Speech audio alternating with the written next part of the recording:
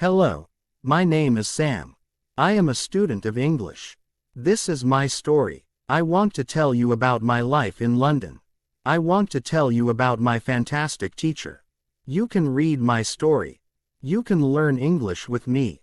Lesson 1. I go to London. It is a beautiful summer day and I am traveling on a train. There are two ladies sitting opposite me. I don't know them, but from their conversation, I know they are foreigners. I don't understand much of what they are saying, but I know they speak English. I also want to speak English, but I am a beginner. I don't know many words. However, this is an opportunity for me to speak English. I decide to try to speak to the ladies. I say some sentences in my basic English and they understand what I say. I don't know many words and I speak slowly, but the ladies are kind and patient. I am able to have a simple conversation with them. I tell them that I want to learn English. They are happy when they hear that, and they tell me that they are from England. They are traveling home from a conference. We speak for about 10 minutes. Then it's time for me to get off the train. While I am thanking them for speaking with me, they give me their address and phone number. They tell me I can visit them in England if I want to, and then we say goodbye. This is how my journey in learning English begins. After this meeting, I decide to work on my English skills more. I translate texts and I watch films in English. I work on my English for 2 hours almost every day. In 6 months, I am able to speak quite well. It is great, but I want to know more. I decide to go to London to study English there. In London, I choose a school which I expect is good. I really look forward to my first lesson. The lesson is on Monday. On my first day at school, I meet my teacher and the other students in the class. My teacher is a young lady. She is very nice. She asks everybody to introduce themselves and say where they are from. Then the lesson starts. Our teacher asks us how we studied English before and what we suppose is the best method to learn English. I tell my teacher that I like translating songs and other texts, but I don't know what the best method to learn English is. Our teacher says that she will teach us a very effective method which is based on using the language. Our teacher tells us that we will not have to study, and we will not use textbooks. We will immerse ourselves in the language. It is great for me since I don't like studying and I don't like textbooks. Then we speak about what we should focus on when we learn a new language. Our teacher tells us, we need languages for communication. Languages help us say ideas and understand ideas. So when you learn a new language, the best way to learn is to use it for exchanging ideas. This is what we will do in our course. Most of the time we will speak. You spoke a lot when you learnt your native language as a child, and you should speak a lot when you learn English as an adult. Unfortunately, many students spend a lot of time on memorizing new words or learning grammar rules. They don't use English for speaking. They study about the language, but they don't use it very much. Of course, you need to learn new words and new grammar, but you don't actually have to study them. During this course, I will show you a very simple and effective way on how to learn new words and grammar. I like what our teacher says. Our lesson continues. We speak about our hobbies and what we do in our free time. We speak in pairs or with our teacher. It is great and we speak for the entire lesson. I enjoy it so much. I have never spoken so much English during one lesson in my life. I have never learnt this way before. I am happy and I look forward to the next lesson. When you want to learn English, use English for communication. Lesson 2. How to learn words. I go to school on Tuesday again. One of the students asks a question that is interesting for me. She asks, what is the best way to learn new words? Our teacher says, there are many things you can do to learn new words. I will tell you what is statistically the most effective way for learning new words. It is reading. When people read when they learn a new language, they learn twice as fast as people who don't read. It is good to read for at least 30 minutes every day. I want to show you what you should do if you want to get the maximum gains from reading. First, it is very important that the book or text which you read is interesting for you. It is important that you enjoy reading. The book can be a nice story or it can have some useful information for your job or your hobby. Don't read a text that isn't interesting for you. It is also good to read a text in which you know most of the words. When you don't know many words, you can get frustrated. You always want to enjoy everything you do while using English. It is good to choose a text which is interesting and also suitable for your level. When you read the text and you see a word that you don't understand, you get a dictionary and you look up the word. Then you continue reading. You don't have to write the word anywhere. You don't have to make a list of new words. You don't have to try to remember the word. You only focus on understanding the text. When it is clear to you what the word means, you continue reading. Any time there is a new word for you, you do the same. Reading also has another great advantage. When you read, you learn new words and you also learn how every word is connected to other words in the sentence. Then you can see how to link the words correctly. This way of learning new words is very effective. Give it a try and you will see how fast you can learn new words. Then we continue with the lesson. We speak about the situation in England and about the best jobs for students. This is good for me because I want to have a job. I want to do something after my class. I ask other students if they know where I can find a job. They tell me that I should go to a job center. The job center offers a lot of jobs for students. This is good for me and I am happy that I know where I can find a job. When my day at school is finished, I go to the job center.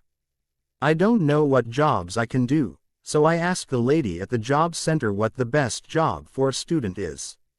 The lady tells me that they have some good jobs for students. She tells me that I can be a cleaner or a waiter in a cafe. I tell the lady I have no experience doing these jobs. She tells me that my English is good enough to work at the cafe. The training is not difficult and I can have more chances to speak English than being a cleaner. She tells me that I can start my job on Thursday. It is all good for me. I'm happy that I have a job where I can practice English. When you want to learn new words effectively, read for 30 minutes every day. Lesson 3. How to learn pronunciation. On Wednesday, I go to school again. There is one student in the class who is quieter than the other students. He is from South Korea. When our teacher asks if we have any questions for her, this student from Korea says that he has a question. He says that he has a big problem with pronunciation. He knows that his pronunciation is not very good but he doesn't know how to improve it. He doesn't speak much because he doesn't want others to listen to his bad pronunciation. He says that he reads and watches films in English a lot. He understands very well but he also wants to improve his speaking. He asks if there is something he could do to improve his pronunciation. When my teacher hears this, she says, "Okay, I will tell you something about pronunciation and how to practice it. I will also teach you a great technique that can help all of you to be better at pronunciation." First, we have to look at why students have problems with pronunciation. When we speak, we have to move our mouth. We have to use muscles in our mouth. We all do that. The problem is that when you speak English, sometimes you use your muscles the same way you would use them in your native language. Then your pronunciation is different from the pronunciation of native speakers. This happens to many students who learn English. Almost everybody has a bit different pronunciation than they should have. In fact, it is not a big problem because usually people understand what you want to say even though your pronunciation is not perfect. However, you can work on your pronunciation and make it better. There is a great technique that can help you a lot. The name of this technique is shadowing. The technique is very simple. When you do shadowing, you simply copy the sound that you hear immediately after hearing it. When children learn their first language, they learn it by copying. They copy after their parents again and again until their pronunciation is perfect. You can learn English pronunciation in the same way. This is what you can do. Take some video or audio recording that is not very fast and that you understand very well. You listen and you copy what you hear when you hear it. That is all. She searches for the shadowing technique. She finds a good video where the shadowing technique is well demonstrated. We watch the video. Then we all try to do shadowing for about 3 minutes. Then our teacher tells us, shadowing is also good when you are preparing for a presentation you have to give in English and you want to have your pronunciation as close as possible to the pronunciation of native speakers. Before the presentation, you can go to some place where you are alone and you can do shadowing for about 10 minutes. You will see how much it will help you to have better pronunciation during the presentation. This is very interesting for me. I haven't heard about this technique before. When the lesson finishes, I go to the school reception. I ask the lady if there are any sport activities at school. I would like to play some sport in England. The lady at the reception says, yes, we have a table tennis team and a football team. The football team has training today at 5 o'clock. I am very happy because sport is very important in my life. I go to the training of the football team. I meet a lot of players from different countries. The players are from Brazil, Japan, Russia, Spain, Argentina and Italy. I like the training. I am very happy that my time in England starts well. I have a great teacher. I also have some new friends from my football team. Also, tomorrow I am starting my job. When you want to have good pronunciation, repeat after native speakers. Lesson 4. How to practice speaking. On Thursday, I go to school again. We have a new student in our class. Her name is Monica and she is from Italy. At the beginning of the lesson, my teacher asks her how her life is. My teacher knows Monica from 1 year ago when she attended her class. That one was a class for beginners and it was only for 2 weeks during summer holiday. When Monica speaks, her English is beautiful. Her pronunciation is very good and she is very fluent. My teacher is very happy and she asks Monica, where did you learn English so well? You speak very fluently. What school did you go to? Monica replies, I didn't go to school. I learnt English at home. I used the advice and techniques that you taught us last summer. I did a lot of reading, shadowing and thinking aloud. I tried to think more in English than in Italian. This is how I improved my English. The 2 weeks I spent last summer at your class helped me a lot. You showed me the way. I knew exactly how to work on my English every day. That's why I wanted to go to your class again because 1 year ago, I was a beginner and now I can speak English. I want to learn from you again. My teacher is very happy when she hears these words. She thanks Monica for sharing her experience. It is all very interesting for me. I already know about the importance of reading. I also know the shadowing technique. But Monica also mentions thinking aloud. I don't know what it is. So I ask our teacher, what is thinking aloud? Our teacher says, it is a very simple and powerful technique. But you have to have a strong motivation to learn English if you want to benefit from this technique. It is also good to know that for some people this technique is a little bit crazy.